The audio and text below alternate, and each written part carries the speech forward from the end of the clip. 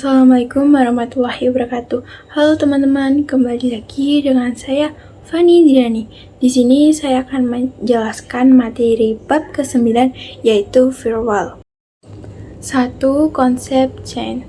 Mikrotik memiliki fitur bernama firewall yang fungsinya untuk melakukan filtering, forwarding, dan marking terhadap paket data yang berjalan melewati router agar setiap fungsi dari fitur firewall ini berjalan lebih baik dan optimal.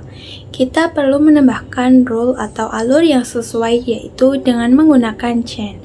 Perhatikan, chain input digunakan untuk memproses paket yang masuk ke dalam router, sedangkan output digunakan untuk memproses paket yang keluar dari router.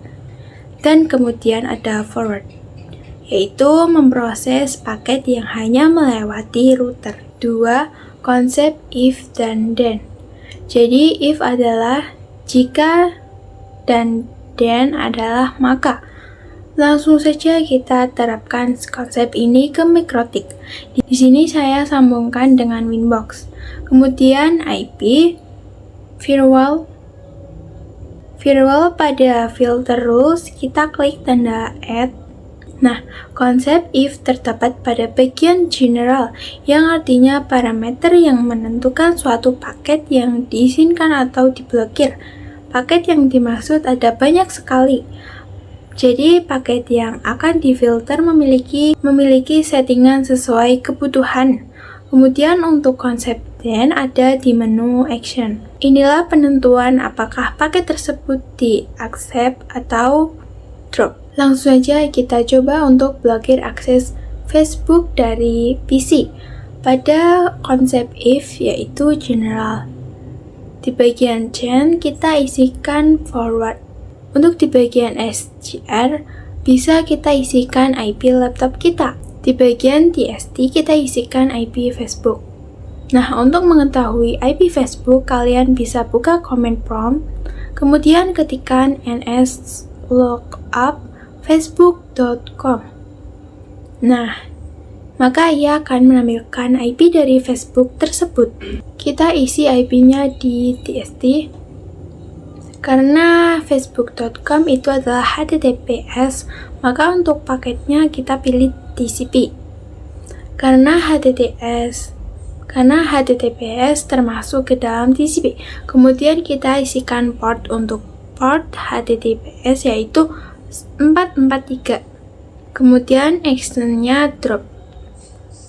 Untuk memblokir akses Facebook, nah kira-kira seperti ini konsep dari if. 3. Konsep strategi. Jadi konsep strategi pada firewall filter terdapat 2, yaitu accept few, drop any, dan drop few, accept any. Dari topologi kita memiliki 5 buah PC yang akan kita coba untuk konsep ini. Yang pertama kita coba 2 komputer agar tidak bisa ping ke internet, sedangkan lainnya bisa. Dan yang kedua, coba kebalikannya. Untuk kasus pertama, kita akan gunakan strategi. Kedua yaitu drop few. Accept any, karena artinya blokir beberapa dan izinkan yang lainnya. Sedangkan untuk kasus yang kedua, dia bisa menggunakan strategi accept few, drop any. 4. Hanya beberapa VPG yang dapat ping ke router. Beberapa kasus yang akan kita coba di antaranya adalah hanya beberapa VPG yang bisa ping router, sisanya tidak bisa. Kemudian hanya beberapa VPG yang bisa ping server, sisanya tidak bisa. Lalu hanya beberapa VPG yang tidak bisa diakses internet, sedangkan lainnya bisa. Dan yang terakhir kita akan coba memblokir YouTube. Langsung saja kita coba pada kasus pertama. Di sini kalian pastikan semua perangkat pada topologi telah running atau menyala. Kita akan membuat hanya VPC 1 yang hanya bisa ping router. Kalian bisa buka Winbox-nya dan pilih menu IP. Kemudian pilih firewall.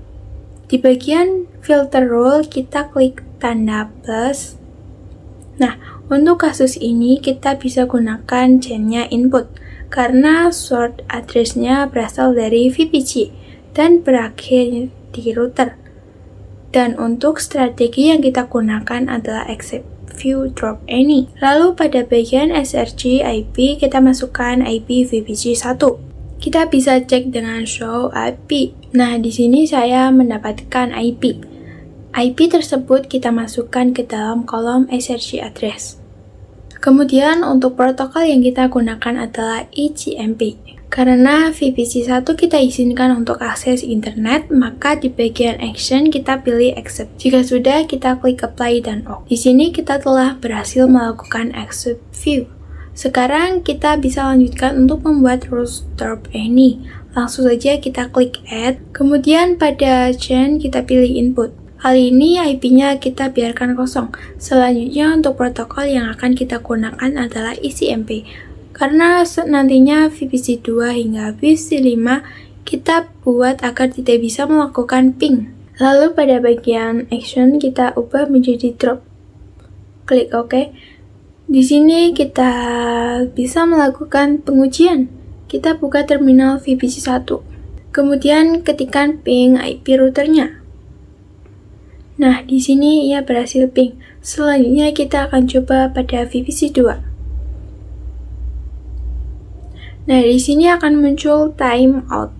Begitu juga dengan VPC lainnya. Lalu bagaimana jika kita ingin VPC 1 dan 2 lah yang hanya dapat melakukan ping router, sedangkan yang lain tidak bisa? Maka kalian hanya perlu menambahkan rules untuk VPC 2. 5. Kasus hanya beberapa VPC yang dapat ping ke server. Sebelum itu, kita akan menambahkan sebuah server ke dalam topologi kita. Kita klik kanan, lalu pilih node. Di sini kita akan gunakan VPC untuk namanya kita ubah menjadi server. Begitu juga dengan ikonnya. Di sini kita cari ikon server. Klik sel. Dan untuk description juga saya ubah menjadi server. Kemudian kita bisa save. Untuk servernya akan saya sambungkan dengan router kita. Nah, di sini jika sudah kita bisa melakukan mengenai studi kasus yang kedua, yakni membuat beberapa VPC bisa ping ke server dan sisanya tidak bisa. Pertama-tama kita identifikasi tipe chain yang akan kita gunakan, karena kita akan mencoba ping dari VPC ke server. Karena ia melewati router, maka kita akan menggunakan chain forward. Di sini kita akan konfigurasikan IP terlebih dahulu pada Ether 3. Kita tambahkan IP-nya di MikroTik. Selanjutnya kita bisa konfigurasi di servernya. Kita ketik IP-nya misal 192.168.88.2/24 dan kita definisikan gateway-nya menggunakan IP MikroTik. Jika sudah, kita bisa buka Winbox dan pilih menu IP dan klik Firewall. Untuk rules sebelumnya kita bisa disable. Kemudian kita klik Add. Pada bagian chain kita gunakan forward. Untuk source address-nya kita gunakan IP milik VPC 3 dan 4. Di sini kita cek terlebih dahulu. Tapi yang kita dapat bisa langsung diisikan saja. Nah, kemudian kita definisikan DST address-nya dengan menggunakan IP milik server. Pada bagian protokol kita gunakan eCMP. Selanjutnya pada menu action kita ubah menjadi accept. Jika sudah, kita klik apply dan copy. Untuk menambahkan rules VPC 4 dan SRC address kita ubah menjadi VPC 4. Jika sudah, kalian klik apply dan OK. Berikutnya kita akan membuat rules drop any-nya. Klik add. Nah, untuk chain masih sama, kita pilih forward. Di bagian SRC address kita kosongkan saja, sedangkan untuk DST address isikan IP private. Kemudian untuk protokol kita gunakan eCMP. Lalu di bagian action kita ubah menjadi drop. Jika sudah, kita bisa klik OK. Di sini kita akan lakukan pengujian di VPC 3. Kita ketikkan ping IP servernya. Nah, di sini bisa secara otomatis VPC 4 juga akan berhasil. Di sini saya coba pada VPC lainnya yang terblokir. Kita ping. Perhatikan di sini muncul timeout. 6. Kasus hanya beberapa VPC yang dapat ping ke internet. Kita akan membuat VPC 2 dan 5 agar tidak dapat mengakses internet dan lainnya. Kita bisa akseskan pada kasus ini. Kita akan gunakan strategi drop view except any. Sedangkan untuk type chain-nya yang akan kita gunakan adalah forward. Langsung saja kita konfigurasikan di Winbox. Buka IP lalu firewall. Di sini konfigurasi sebelumnya sudah saya disable. Kemudian kita akan klik add. Pada general kita definisikan if-nya di bagian chain, kita ubah menjadi forward. Dan untuk source address kita isikan dengan IP VPC 2. Pada bagian DST kita kosongkan saja dan pada bagian protokol pilih ACMP. Dan di sini kita isi di bagian out interface, pilih interface yang mengarah ke ISP, yaitu Ether 1. Kemudian pada bagian action kita pilih drop. Jika sudah kita klik apply dan klik copy. Kita ubah IP-nya menjadi milik VPC 5. Kemudian klik apply dan OK. Kemudian kita tambahkan role untuk accept any. Di sini kalian klik add. Lalu pada bagian chain pilih forward. Bagian IP kita kosongkan. Selanjutnya untuk protokol pilih ACMP. Dan out interface kita pilih Ether 1. Dan di bagian action pilih accept. Jika sudah apply dan OK. Lalu lakukan ping-nya. Lalu lakukan pengujian. Kita lakukan di VPC 2 terlebih dahulu, ping 88. Nah, jika sudah muncul output seperti ini, berarti ia sudah tidak mendapatkan akses internet. Maka secara otomatis VPC 5 pun tidak memiliki aksesnya. Sedangkan di sini kita coba di VPC 1, kita ketik ping google.com dan ping 88. Maka ia akan memberikan output TTL yang artinya VPC 1 dapat berakses internet. 7. Kasus blokir YouTube dari sisi klien. Sebelum melanjutkan studi kasus yang keempat ini, kita akan memberikan satu perangkat lagi pada topologi dan perangkat ini memiliki tampilan GUI. Kalian bebas menggunakan vendor mana. Di sini saya gunakan Linux. Klik kanan dan pilih Node. Kemudian kalian bisa pilih Doctor.io. Untuk nama dan deskripsi saya gunakan Linux. Kemudian di bagian icon saya ubah menjadi desktop Linux. Kemudian centang bagian di DHCP 1 dan pada bagian primary console ubah menjadi RDP. Jika sudah save, klik start, sambungkan dengan switch. Nah, di sini kita sudah selesai dengan topologinya. Dengan itu, kita sudah bisa melanjutkan studi kasus yang keempat ini, yaitu memblokir akses YouTube. Untuk konfigurasi sebelumnya sudah saya disable. Kita buka Winbox. Lalu kali ini semua PC akan kita blokir aksesnya. Kita akan menggunakan strategi drop any. Di sini klik bagian add. Pada bagian chain pilih forward karena YouTube melewati interface yang mengarah ke ISP. Untuk SRC address-nya bisa dikosongkan saja karena kita akan memblokir seluruh klien. Kemudian di bagian protokol kita pilih HTTPS atau TCP dan kita berikan port milik HTTP yaitu 443 di bagian kolom TXT port. Berikutnya kita ke advanced, di bagian TLS kita tuliskan bintang youtube.com bintang. Nah, di sini menandakan segala kata apapun yang mengandung unsur youtube.com itu akan otomatis terblokir. Selanjutnya pada bagian action kita pilih drop. Jika sudah, play dan out. Selanjutnya kita akan melakukan pengujian. Di sini kita pergi ke tampilan browser berbasis GUI milik Linux. Kita klik bagian Chrome, klik pojok kanan, kita akan mengakses melalui jaringan privat, yaitu New Incognito Windows atau mode samaran. Setelah itu kita coba ketik youtube.com. Perhatikan, ia tidak akan bisa diakses karena sudah terblokir. 8. Firewall Lock. Lock merupakan fitur yang digunakan untuk menampilkan informasi atau aktivitas yang ada pada router. Nah, kita dapat membuat atau menambahkan aktivitas melalui firewall filter dengan menggunakan action lock. 9. Blokir akses dari jam tertentu, NTP. NTP Network Time Protocol merupakan pengaturan waktu pada mikrotik. Salah satu fungsi dari firewall ini yaitu memblokir berdasarkan waktu. Namun NTP perlu melakukan sinkronisasi waktu terhadap perangkat dan satu jaringan.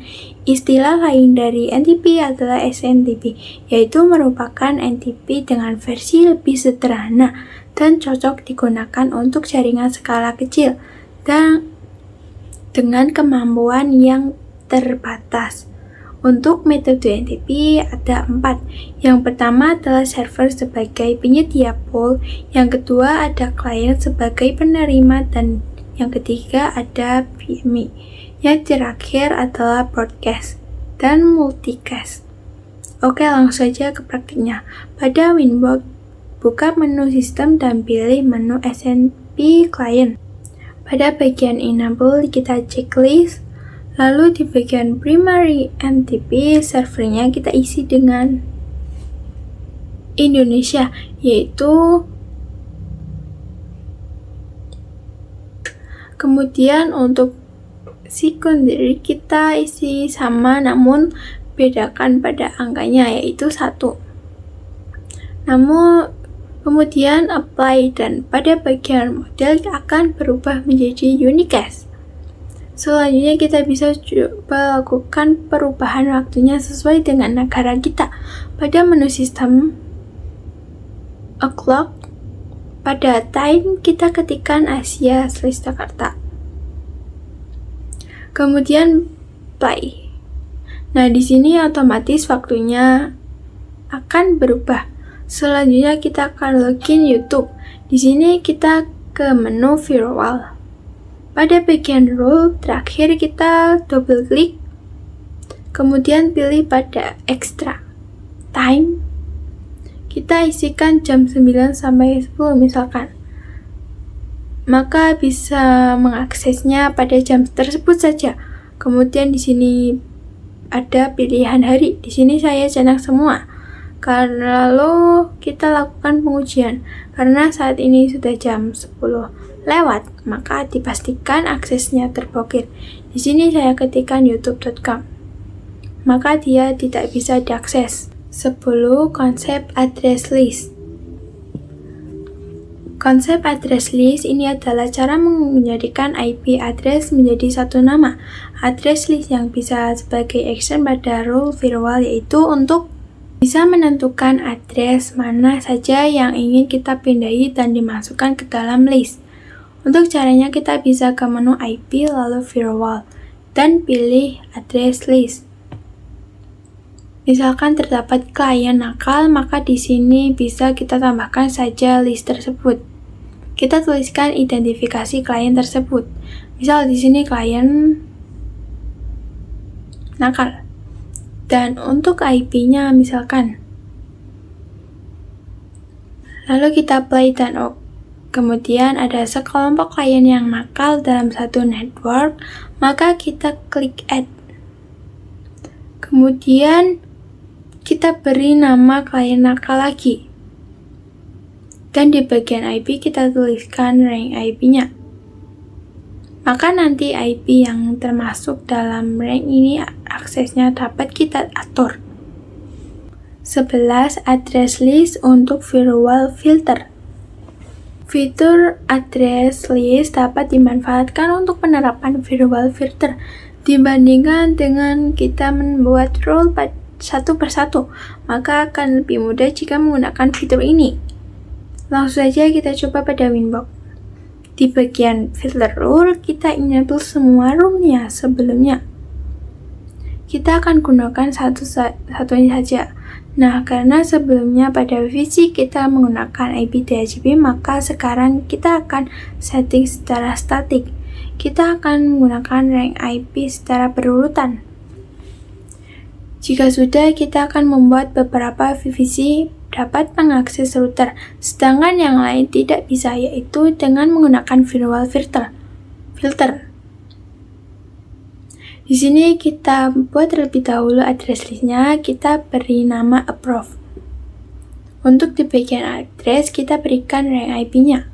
Jika sudah, kita klik apply dan OK. Kemudian kita ke menu filter rule. Di sini kita gunakan salah satu rule yang diizinkan di bagian SRC address, kita kosongkan. Kemudian di bagian advance, kita pilih address list yang bernama approve. Untuk action, kita pilih accept. Lalu kita apply dan OK. Selanjutnya, lakukan pengujian pada VPC 1 yang akan kita coba ping ke router karena menggunakan IP VPC 1 dan VPC 2. Nah, di sini berhasil ping, maka secara otomatis VPC 2 juga bisa kita ping. Di sini kita langsung saja coba ping router ke VPC lain. Di sini akan muncul timeout. Aksesnya sudah kita drop atau tidak diizinkan. 12. Address list untuk firewall NAT. Untuk materi ini kita akan mencoba menerapkan pada studi kasus, yakni membuat beberapa VPC saja yang bisa internetan dan sisinya tidak bisa. Di sini saya definisikan VPC 1 sampai 4 lah yang dapat mengakses internet. Langsung saja kita konfigurasikan di Winbox. Pertama-tama kita coba membuat address list terlebih dahulu dengan klik add. Kemudian untuk nama saya berikan VPC 1 sampai 4. Lalu kita bisa tuliskan saja IP-nya. Jika sudah, klik apply dan OK. Lalu kita ke menu NAT dan double klik pada rules-nya. Untuk chain-nya kita gunakan SRC NAT. Lalu pada bagian advance, pada menu address list kita isikan dengan yang sudah kita buat tadi, yaitu VPC 1 sampai 4. Kemudian untuk bagian action-nya kita pilih yang masquerade, karena kita akan mentranslate kumpulan IP private menjadi satu IP public. Lalu apply dan OK. Langsung saja kita lakukan pengujian pada VPC 1. Kita ping ke internet menggunakan ping 88. Nah, dia akan berhasil ping. Selanjutnya kita coba langsung pada VPC 5. Maka akan muncul timeout karena kita sudah setting yang dapat mengakses internet hanyalah VPC 1 hingga 4. 13. Firewall NAT SRC NAT, di mana NAT memiliki definisi network address translation yang berfungsi untuk mentranslate IP private menjadi IP public. Jenis NAT ada dua tipe yang bisa kita gunakan, ada yang namanya source NAT dan destination NAT. Tentu keduanya memiliki perbedaan. Source NAT itu digunakan ketika klien ada di dalam router ingin ke luar akses ke internet, sedangkan klien destination itu kebalikannya, yaitu ada jaringan dari luar masuk ke jaringan klien kita. Jika di menu if kita menentukan apa yang kita gunakan, apakah SRC NAT atau DST NAT. Sedangkan di menu then kita menentukan apa yang kita dilakukan. Pada source NAT, IP action-nya bisa kita gunakan ada dua macam, yaitu masquerade. Ia digunakan untuk menghubungkan jaringan lokal ke internet menggunakan IP public. Dynamic dan SRC NAT digunakan untuk menghubungkan jaringan lokal ke internet yang digunakan IP public static. Untuk action SRC NAT, mudahnya adalah kita mengubah IP private menjadi IP public secara manual dengan menambahkan IP public tersebut di bagian menu to address. 14. Firewall NAT DST NAT. DST NAT atau Destination NAT dapat digunakan ketika klien internet ingin mengakses jaringan lokal kita. Untuk membangun pemahaman kita, di sini saya akan mengembangkan topologi terlebih dahulu, yaitu menambahkan web server Apache. Untuk perangkat Linux, di sini saya matikan terlebih dahulu. Kemudian saya delete. Kita bisa klik kanan lalu pilih Node. Dan di sini saya akan gunakan perantara Docker. Untuk image kita akan gunakan Apache. Di sini di bagian nama saya definisikan dengan nama web server. Dan di bagian icon saya akan gunakan server saja. Dan di bagian static IP-nya isikan 192.168.99.40 agar ia satu network dengan IP mirkotik di Ether 2. Dan di bagian default route 192.168.99.1 dan di bagian DNS kita isikan 88. Selanjutnya pada primary console pilih telnet dan di secondary console kita pilih SSH. Jika sudah, kita klik save. Setelah itu kita bisa start dan hubungkan dengan switch. Di sini saya jalankan, kita cek IP-nya menggunakan perintah ipconfig eth1. Nah, ia sudah running dan IP-nya sudah tersetting. Kemudian kita coba ping internet 88. Di sini ya masih timeout karena sebelumnya kita konfigurasikan firewall-nya hanya VPC tertentu yang dapat mengakses internet. Maka dari itu kita bisa tutup terlebih dahulu. Dan di sini kita coba ping internet kembali. Nah, perhatikan ia sudah berhasil ping.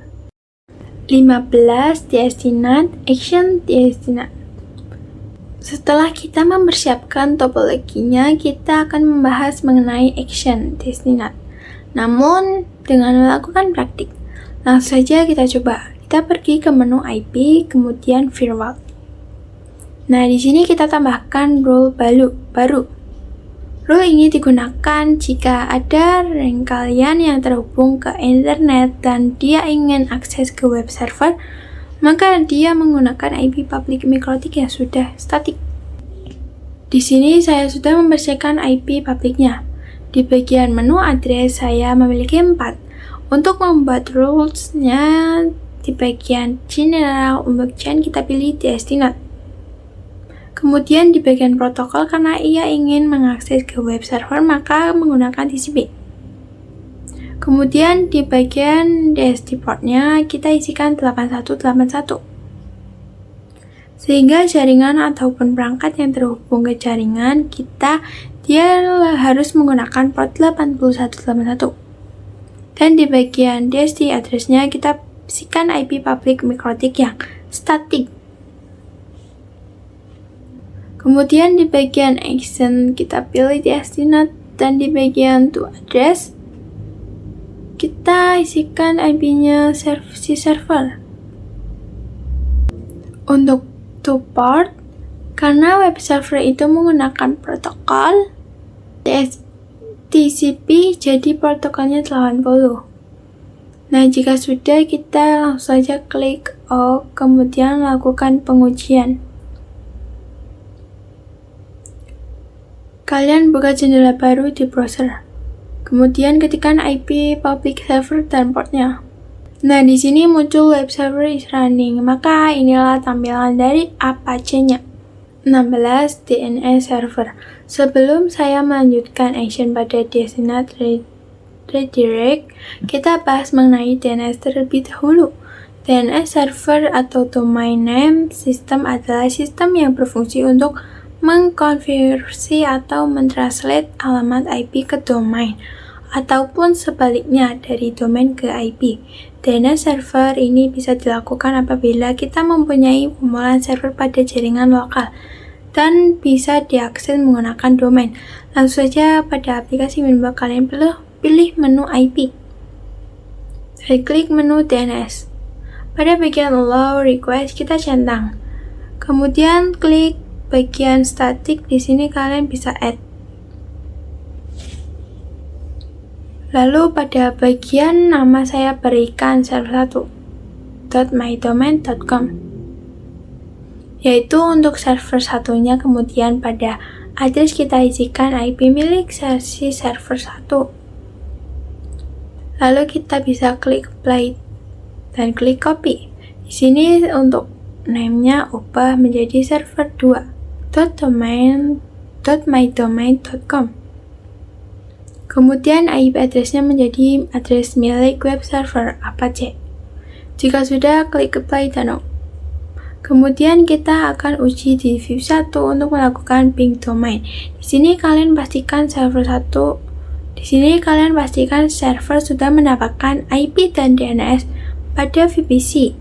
Sudah diubah menjadi IP router. Oke, langsung saja kita coba ping ke server 1 terlebih dahulu.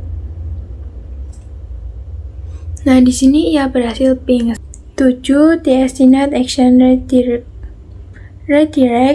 digunakan ketika ingin membelokkan traffic router itu sendiri. Contohnya seperti hotspot, web proxy, DNS server, router, dan lain-lain. Ketika klien ingin mengakses domain ke server, maka router akan melakukan action redirect. Agar lebih mudah dipahami, kita akan buka aplikasi Winbox. Pada menu IP firewall, di bagian NAT kita pilih klik Add, kemudian Action. Di sini kita coba pilih DNS-NAT.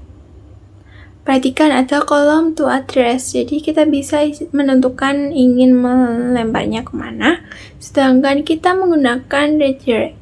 Ia tidak ada to address-nya karena paketnya akan dilemparkan ke router sendiri. Langsung saja kita coba terapkan pada DNS server.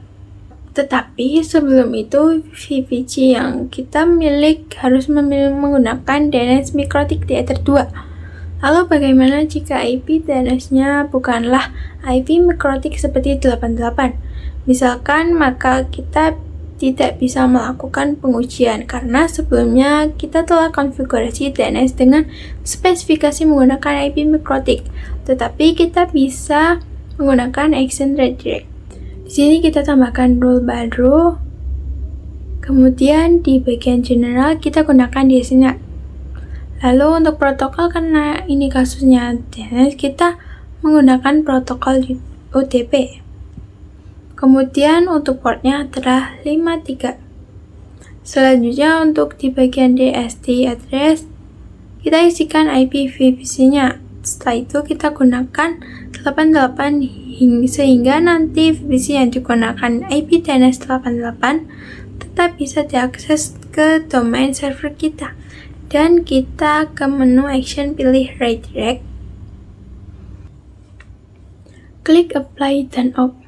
Selanjutnya kita bisa lakukan pengujian. Nah, di sini kita ping servernya, ping server1.mydomain.com. Nah, di sini ia berhasil ping. Dan bagaimana jika DNS-nya bukan hanya 88, maka pada bagian rules-nya kita bisa klik, maka di bagian rules-nya kita bisa ubah. Di sini di bagian DNS address kita tutup saja dan apply dan OK. Maka seluruh VPC yang menggunakan IP DNS berapapun itu tetap bisa mengakses server 1 atau server 2. Kita bisa lakukan pengujian di VPC lain dengan ping server 1. Maka di sini perhatikan VPC-nya bisa ping server 1. Nah, jadi seperti itulah pembahasan bab ke-9 ini. Saya Fani Diani pamit undur diri. Sampai jumpa di video selanjutnya. Sampai jumpa. Wassalamualaikum warahmatullahi wabarakatuh.